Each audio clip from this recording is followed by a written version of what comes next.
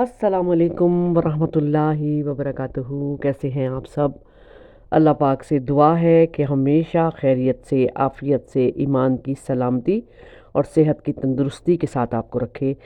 आमीन सुम्मा आमीन या रब्बुल आलमीन। आपको पता है सूरह अनाम हम पढ़ रहे हैं और अल्हम्दुलिल्लाह आयत नंबर 34 तक हमने तर्जुमा और मुख्तसर तफसीर सुन ली है। आज हम आयत नंबर 35 का तर्जुमा और मुख्तसर तफसीर करेंगे इंशाअल्लाह ताला। तो आएँ शुरू करते हैं। आऊज़ु बिल्लाहि मिनश शैतानिर रजीम। बिस्मिल्लाहिर रहमानिर रहीम। वइन कान कबुरा अलैका इरादुहुम फ़इन इस्तताअत अन तब्तग़िय नफ़क़न फ़िल अर्दि औ सुल्लमन फ़िस्समाइ फ़तअतियहुम बिआयह वलौ शाअल्लाहु लजमअहुम अलल हुदा फला तकूनन्न मिनल जाहिलीन। अब इसका हम वर्ड टू वर्ड तर्जुमा देखते हैं। व इन और अगर, काना है, कबूरा गिरा, अलई का आप पर, इरादुहुम उनका मुंह फेरना, फ़ाइन तो अगर, इस्तताता तुमसे हो सके, अन के तब्तगी ढूंढ लो, नफ़क़न कोई सुरंग, फिल अर्दी ज़मीन में, औ या, सुल्लमन कोई सीढ़ी, फिस्समाई आसमान में, फ़तअतियहुम फिर ले आओ उनके पास, बि आयातिन कोई निशानी, बलो और अगर, शा अल्लाहु चाहता अल्लाह, ला जमअहुम तो उन्हें जमा कर देता, अलल हुदा हिदायत पर, फला तकूनन्ना सो आप ना हो, मिनल जाहिलीन बेखबरों में से। बामुहावरा तर्जुमा है। और अगर तुझ पर उनका मुंह फेरना भारी गुजरा है तो अगर तू कर सके कि ज़मीन में कोई सुरंग या आसमान में कोई सीढ़ी ढूंढ निकाले, फिर उनके पास कोई निशानी ले आए तो ले आ। और अगर अल्लाह चाहता तो यकीनन उन्हें हिदायत पर जमा कर देता, बस तू जाहिलों में से हरगिज़ ना हो। इस आयत का मकसद ये है कि जनाब रसूलुल्लाह सल्लल्लाहु अलैहि वसल्लम शफ़क़त नबवी से मजबूर होकर चाहते हैं कि मक्के वालों को हुज्जत तमाम के लिए वो सब कुछ दिखा दिया जाए जिसका वो मुतालबा करते हैं, यानी कि मौज़ात जो अल्लाह से वो मांगते हैं। अल्लाह ताला फरमाते हैं कि ये नहायत गलत जहनीत है। हम मौज़ा तलबी की इस रूह को पसंद नहीं करते कि पहले वो मुझसे मांगते हैं फिर ईमान लाएंगे शर्तों पर। हमारे लिए सब कुछ मुमकिन है और कोई मुआवजा या निशानी हमारे अहाता कुदरत से बाहर नहीं है, मगर ये क्या ज़रूरी है कि इनकी हर ख्वाहिश कुदरत के कवानीन बदल कर पूरी कर दी जाए। और बात यह है कि ये चूँकि रूहानी तौर पर मुर्दा हो चुके हैं, इसलिए कतन भी इनके ऊपर नरमी नहीं करनी चाहिए, इनसे मोहब्बत का इस तरह इजहार नहीं करना चाहिए, इस तरह इल्तफ़ात इन पर नहीं लुटाना चाहिए। फिर अल्लाह पाक फरमा रहे हैं ना, इनकाना कबूरा अलैका इरादुहुम, इससे गर्ज ये है कि आप ए नबी अपनी कोशिश करके देख लें, इनकी हर ख्वाहिश हर मुतालबे का एहतराम कर लें, फिर भी ये नहीं मानेंगे।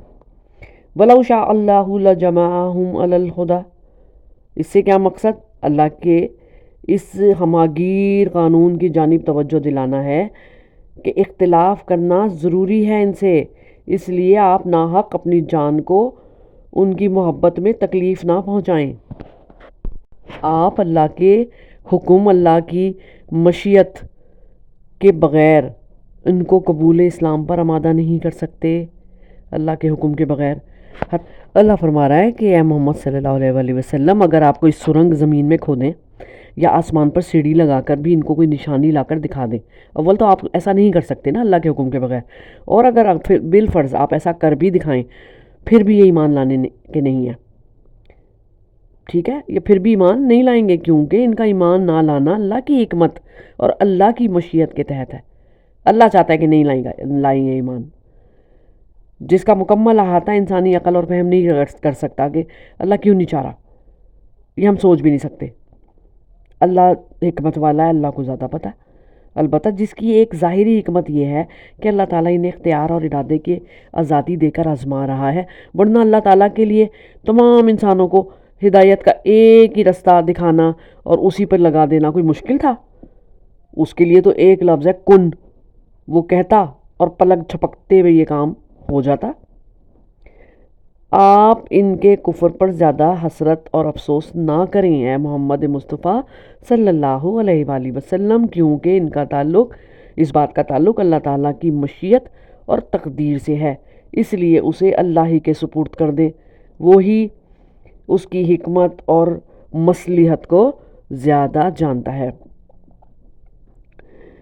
رسول اللہ صلی اللہ علیہ وآلہ وسلم کو اللہ پاک فرما رہے ہیں کہ آپ تبلیغ کرتے ہیں، کفار کی سختیاں سہتے تھے، اتنی مدت گزر گئی اور کافروں کی اکثریت انکار ہی کرتی رہی، تو اس سے آپ کو سخت گھٹن محسوس ہو رہی تھی، اور آپ کو یہ خیال بھی آ جاتا تھا کہ اگر اللہ تعالیٰ ان کافروں کو کوئی معجزہ دکھائی دے تو امید ہے کہ یہ لوگ ایمان لے آئیں۔ تو اللہ تعالیٰ نے اس آرزو کا جواب دیا ہے کہ کوئی معجزہ دکھا کر لوگوں کو ایمان لانے پر مجبور بنا دینا ہمارا طریقہ نہیں ہے۔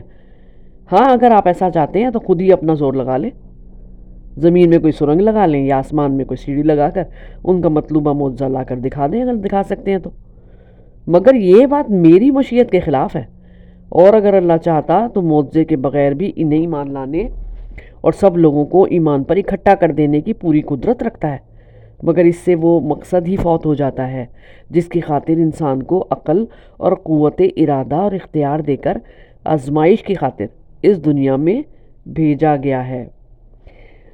یعنی اللہ کی مشیت کے خلاف سوچنا یا تدبیر کرنا نادانی کی بات ہے، کیونکہ اللہ کی مرضی تو بہرحال پوری ہو کے رہے گی نا۔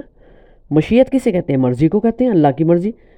اور ایسا سوچنے والے کو کہ ہم اپنی مرضی چلا لیں، ایسا سوچنے والے کو شکست اور ندامت کے سوا کچھ بھی نہیں حاصل ہوتا۔ حضرت صلی اللہ علیہ وآلہ وسلم کو اللہ تعالیٰ نے بہت سے معجزات عطا فرمائے تھے، جن میں سب سے بڑا معجزہ خود قرآن کریم تھا، کیونکہ آپ کے امی ہونے کے باوجود یہ فصیح اور بلیغ کلام آپ صلی اللہ علیہ وآلہ وسلم پر نازل ہوا۔ تنہا یہی ایک معجزہ ایک حق کے طلبگار کے لیے کافی تھا، لیکن کفار مکہ اپنی ضد اور عناد کی وجہ سے ہر روز نت نئے معجزات کا مطالبہ کرتے رہتے تھے۔ اس سلسلے میں جس قسم کے بیہودہ مطالبے وہ کرتے تھے، اس کی ایک فہرست قرآن کریم نے سورہ بنی اسرائیل میں آیت نمبر 15 سے لے کر آیت نمبر 89 میں بیان فرمائی ہے۔ اس پر کبھی کبھی حضرت صلی اللہ علیہ وآلہ وسلم کو یہ خیال ہوتا تھا کہ اگر ان کا فرمائشی معجزات میں سے کوئی ایک معجزہ دکھا دیا جائے تو شاید یہ لوگ ایمان لا کر جہنم سے بچ جائیں۔ اس آیت میں حضرت صلی اللہ علیہ وآلہ وسلم سے بڑا ہی مشفقانہ خطاب کرتے ہوئے فرمایا گیا ہے کہ در حقیقت ان کی یہ مطالبات محض ہٹ دھرمی پر مبنی ہیں، اور جیسا کہ پیچھے آیت نمبر 25 میں ہم نے پڑھا ہے کہ اگر ساری نشانیاں دیکھ لیں گے تب بھی ایمان نہیں لائیں گے، اس لیے ان کے مطالبات کا پورا کرنا نہ صرف بیکار ہے بلکہ اللہ تعالیٰ کی اس حکمت کے خلاف ہے، جس کی طرف اشارہ ہم آگے پڑھیں گے آیت نمبر 37 میں۔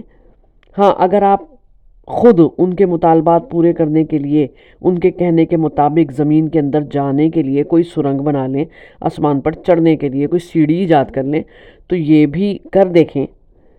ظاہر ہے کہ اللہ تعالیٰ کے حکم کے بغیر تو آپ ایسا نہیں کر سکتے، اس لیے آپ یہ فکر چھوڑ دیجیے گا کہ ان کے منہ مانگے معجزات انہیں دکھاتے جائیں۔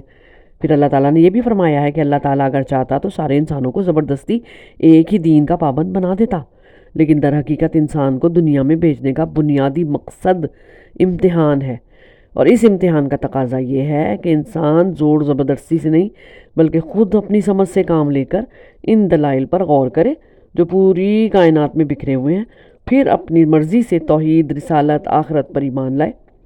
انبیاء کرام لوگوں کی فرمائش پر نت نئے کرشمے دکھانے کے لیے نہیں آئے، ان دلائل کی طرف متوجہ کرنے کے لیے بھیجے گئے ہیں، اور آسمانی کتابیں اس امتحان کو آسان کرنے کے لیے نازل کی جاتی ہیں، مگر ان سے فائدہ وہی اٹھاتے ہیں جن کے دل میں حق کی طلب ہوتی ہے، اور جو لوگ اپنی ضد پر اڑے رہنے کی قسم کھا چکے ہوں ان کے لیے نہ کوئی بڑی سے بڑی دلیل کارآمد ہوگی، نہ کوئی بڑے سے بڑا معجزہ۔